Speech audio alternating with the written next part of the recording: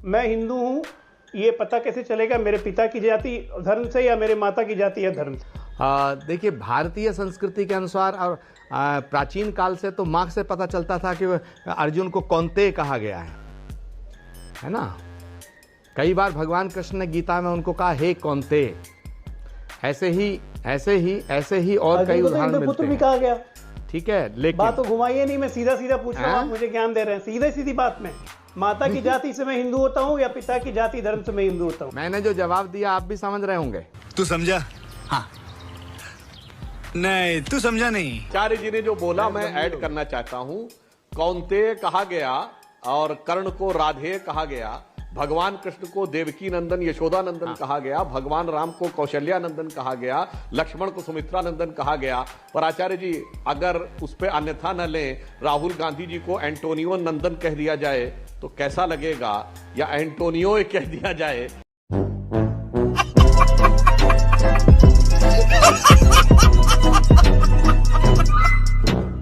BJP अपने manifesto में डालेगी क्या बुलडोजर चला देंगे? नहीं, हमने हमारा ऑफिशियल स्टेटमेंट है कि अपराधियों को हम पूरी तरीके से दंड देंगे।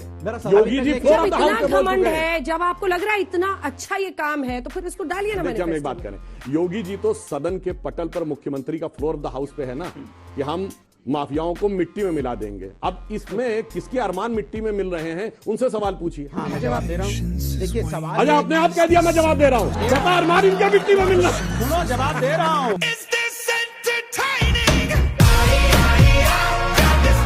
तुलसीदास जी ने उन्हीं शबरी के मुंह से कहलवाया है। कही, अरे सुनो तो सही, कही विधि स्तुति करो तुम्हारी अधम जात में जड़मत भारी। विरोध इस बात का है, अधम जात कैसे है वो? जो इन्होंने चौपाई बोली उसके आगे की मैं बोलता हूं।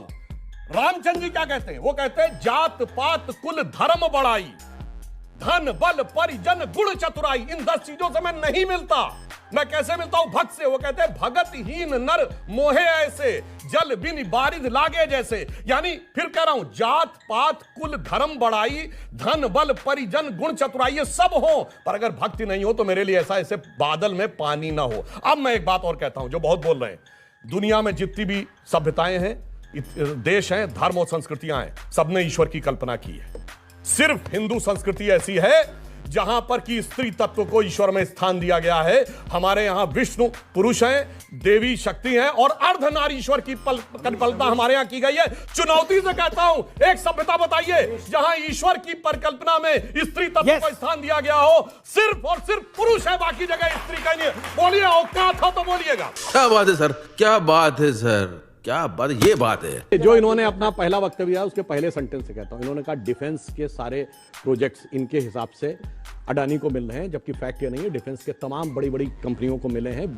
मगर यहीं पे सारा क्रक्स है। हमारा देश चंद्रयान बना सकता था पर फाइटर प्लेन नहीं। हमारा देश इंटरकॉन्टिनेंटल बैलिस्टिक मिसाइल बना सकता था पर एसॉल्ट राइफल नहीं बना सकता था। क्या बात तर्कसंगत लगती है?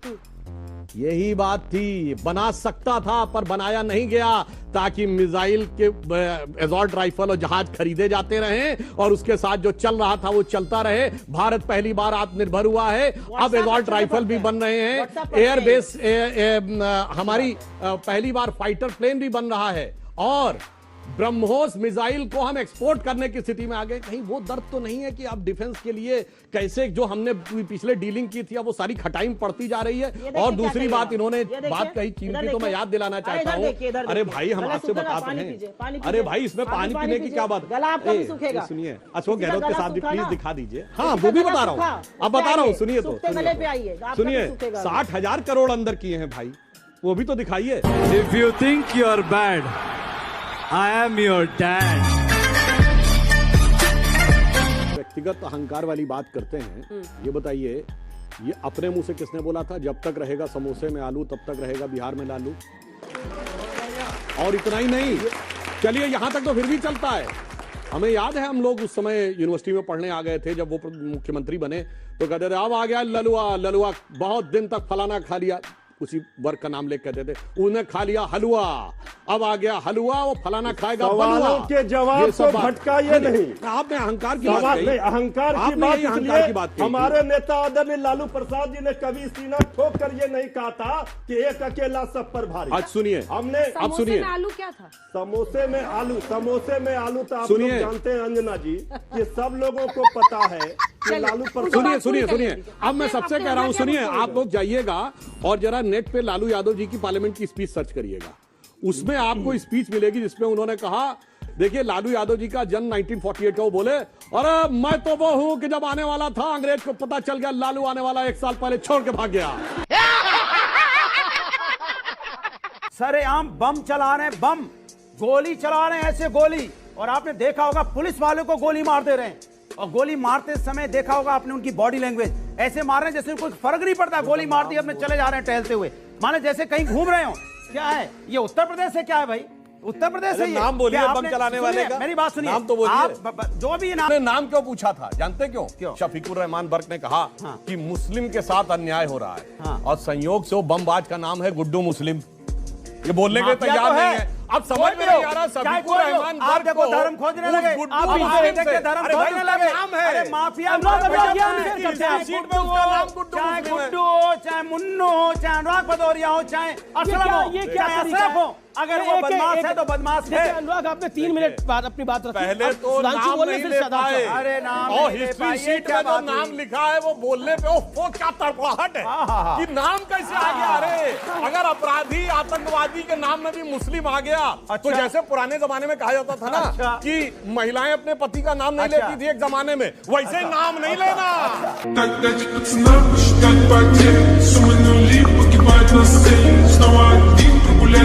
भारत में मुस्लिम और ईसाई सेकंड ग्रेड सिटीजन है। प्रूव इट, बताइए, प्रूव इट टुनाइट। अभी बताइए, आप बताइए सर, आपका टाइम है। हाँ तो सुनिए ना। हाँ बोलिए, इतना आप बोलिए। कितने भाजपा ने मुस्लिमों को टिकट दिया? अच्छा, हमको सिखा रिया है। देखिए समस्या क्या है, अब आप लोगों को बहुत साफ समझ में आ गया कि वायरस कोई राहुल गांधी जी के फोन में नहीं है, कांग्रेसियों के दिमाग में है। हिंदुस्तान में माइनॉरिटी सुपर क्लास सिटीजन था, शरिया सुप्रीम कोर्ट से ऊपर है कि नहीं बोलो। सुनिए, मुसलमानों को 4 बीबी, हिंदुओं को 1, मुसलमानों के मौलवियों का सैलरी, पंडितों को ठेंगा, मुसलमानों के लिए वक्फ बोर्ड मंदिरों को ठेंगा, मुसलमानों के लिए शरिया, हिंदुओं के लिए ठेंगा, और इतना ही नहीं, मुसलमानों को पहला हक, हिंदुओं को ठेंगा। बात तो सही है। यदि मकान अवैध है तो उस पर तो कार्रवाई होगी। अब आप कह रहे हैं कि पकड़े जाने पे क्यों होगी? मैं उदाहरण बता रहा हूं। आप अपनी गाड़ी चलाते जा रहे हैं, आप ओवरटेक करें, पुलिस रोक लेती है और उस समय आपके पास गाड़ी कागजात ना हो तो आप थोड़ी कहेंगे नहीं मेरा सिर्फ ये देखो कि ओवरटेकिंग सही थी कि नहीं थी। तब तो गाड़ी जब्त हो जाती है ना, अगर गाड़ी कागजात नहीं है। सेम स्थिति ये है कि अगर आपने कोई अपराध किया और आपकी जांच हुई और माना गया कि आपका अवैध उसके ऊपर बना हुआ है तो अब प्रकाश में बात आ गई तो खत्म। अब स्थिति जानते क्या है, तो सब थाने में एक बुलडोजर लगा दीजिए। थाने में साहब अभी थाना वाना हटाइए, पुलिस सिपाही, बुलडोजर चलाने वाले, बुलडोजर, अब ये नेसेसरी से एक दौर था हमारी सरकार आने से पहले, उत्तर प्रदेश, विशेषकर पूर्वी उत्तर प्रदेश के बारे में क्या छवि बनी हुई थी। याद करिए, पुरानी फिल्म थी कंपनी, जिसमें मुंबई में कॉन्ट्रैक्ट किलर दिखाया गया है। गोली चलाने के बाद वो बस में बैठता है और क्या लिखा हुआ, आजमगढ़ 500 किलोमीटर। ये उत्तर प्रदेश की छवि बना के रखी थी।